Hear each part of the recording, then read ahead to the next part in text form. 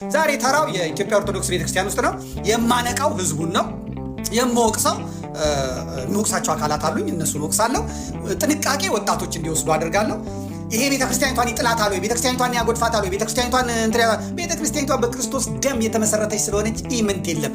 አሁን የሚታዩት ቤተክርስቲያኒቷ ላይ ውርውር የሚሉ ገለባ ናቸው፣ ቢንቢ ናቸው፣ ትንኝ ናቸው። እሷ ዝሆን ናት ና ቤተክርስቲያን እናት ቤተክርስቲያን ምንም ባያመጣ ጆሮዋን እንዲህ ስትል የሚራገፉ ርጋፊዎች ናቸው። ቤተክርስቲያኗ በአለት ላይ የተመሰረተች ናት።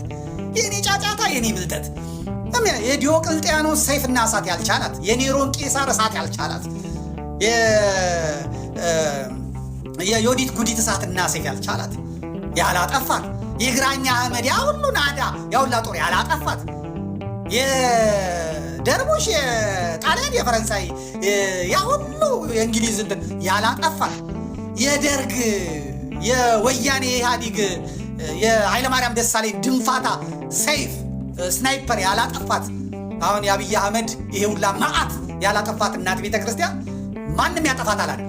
ማንም ያጠፋታል አይደል? አጠፋ ምንም አጠፋ። በደሙ ነው የተመሰረተችው፣ በአለት ላይ ነው የተመሰረተችው። ቤተክርስቲያን ግዙፍ መርከብ ናት። ግዙፍ መርከብ ተመቶ የሚጋጯት ትናንሽ ማዕበሎች ናቸው። ሱናሚ ለምን አይሆንም? አይገለብጣትም። መስራቿ ክርስቶስ ስለሆነ ማለት ነው። ግራኛ አህመድ ትንጥዬ ማዕበል ነው። መጥቶ ተላጠመ ሄደ። በቃ ፋሽስት ኢጣሊያ መጣች፣ ተላጠመች። የደብረ ሊባኖስ አንድ 4000 ካህናት ገደለች፣ እዛ ምናምን ገደለች፣ ሄደች። ቤተክርስቲያን ቀጥላለች። ደርግ ቀማት፣ ዘጋት አለ። ቤተክርስቲያን አለች፣ እሱ ዚምባብዌ ነው። ፈረጠጠ፣ ተበተነ። የደርግ ሰዎች በሙሉ ባከኑ፣ ኑሯቸው፣ ትዳራቸው ተበተነ። መለስ ዜናዊ ወያኔ ዋይ አሉ። ቤተክርስቲያን ገነጣጠሉ፣ መከራ በሉ። ሁለት ቦታ ቤተክርስቲያን አንድ ሆነች፣ እነሱ ጠፉ። መለስ ዜናዊ ማምቶ ሞተ። ወያኔ ዛሬ ተንቤት ተደብቃ ትግራይ ሆና የአማራ ማስ ሚዲያ ምዕራብ ትግራይን ወልቃይትን አማራ ክልል ብሎ ዘገበ። አላማጣራ ብሎ አንሶ ቢጩጭ የሆኑ ድምጥማጥ ሆኖ እዛ ገብቶ ዋይ ይላል ማለት ነው። ቤተክርስቲያን ግን አለች፣ ኢትዮጵያም አለች አሉ። እና ይሄ ዛሬ የምነግራችሁ ነገር የሚያስፈራ መሆን አለበት። ብዙ ሰዎች ወደ ጴንጤ እየሄዱ ነው ምናምን፣ ጥርግ ይበል። ብዙ ሰዎች ወደ እስላም እየሄዱ ነው፣ ጥርግ ይበል። አብ ያልተከለው ድሮም ይነቀላል። ቤተክርስቲያኗ ትቀጥላለች። እና አባከሌ እንዲያርገው ይቀጥላል፣ ይራገፋል። እሱ ይሞታል፣ ሟምቶ ጠቁሮ ከስሎ ይሞታል። አባከሌ በለው ብዙ አቡነ ከሌ በለው ይሞታል፣ ጧ ብሎ ፈንድቶ ይሞታል፣ ይረሳል። ቤተክርስቲያን ትቀጥላለች። ይህን ነው ማመን ያለባቸው። ሁሉ ነገር እኛ ላይ ነው የሚወረወረው። ሃይማኖታችን ትክክል ስለሆነ ወደ እኛ የሚወረወረው ድንጋይ ላይ በዝምታችን ጊዜ ሕግ የሚያስከብሩት አካላት ዞር ብለው ያዩ። መልስ ለመመለስ ወንድሞቻችን ገና ብድግ ሲሉ ወይንም ሁለት ምዕራፍ ይዘን ብድግ ስንል መግለጫ እኛ ላይ ይጎደጎዳል። ኦርቶዶክስ እየተሰደብሽ ኑሪ መልስ አትስጪ የተባለች ነው የሚመስለው። በምንኖርበት ዘመን ርስቷ ይነጠቃል፣ አደባባዩ ይቀማል፣ መጻሕፍቷ ይቆነጻጸላሉ። ገድልና መጻሕፍቶቿ እየተገለጡ በየአደባባይ ይሳለቁባቸዋል። በዚህ ሁሉ መካከል እውር ታበራለች፣ ለምጻም ታነጻለች፣ መንገድ ታሳያለች። የሰማይ ቀስተ ደመና ጉልላቷ ላይ አለ። ማን ይመስገን? ክብርና ምስጋና ለስሙ ይሁን የአባቶቻችን አምላክ። ደክሟችኋል፣ ታክቷችኋል። አሁንስ በቃ የሚል ድምፅ ይሰማችኋል።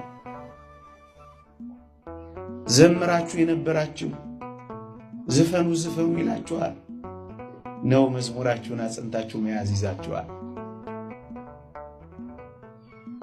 ጥቂት ሲቀር እንደገና ወደ ኋላ መመለስ ከጅሏችኋል ነው ወይስ ያላችሁን በመጠበቅ ጸንታችሁ ቆማችኋል? ሌላ ሸክም አልጭንባችሁም፣ ያላችሁን ግን አጥብቃችሁ ያዙ።